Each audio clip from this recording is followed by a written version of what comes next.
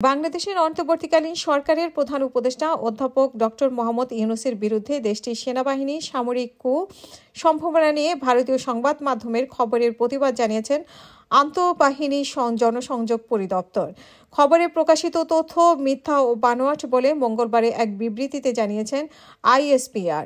ভারতীয় সংবাদ মাধ্যম ইন্ডিয়া টুডেতে সম্প্রতি প্রধান উপদেষ্টা মোহাম্মদ ইউনূসের বিরুদ্ধে সামরিক অভ্যুত্থানের সম্ভাবনার মধ্যে বাংলাদেশের সেনাবাহিনীর জরুরি বৈঠক শিরোনামে ওই প্রতিবেদন প্রকাশ করা হয়।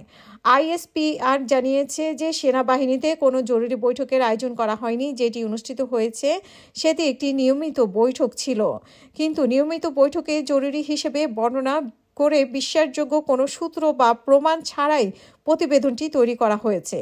ফলে সংবাদটি বাংলাদেশ সেনাবাহিনী সম্পর্কে ভিত্তিহীন গুজব ছড়ানোর প্রচেষ্টা হিসেবে উল্লেখ করেছেন তারা।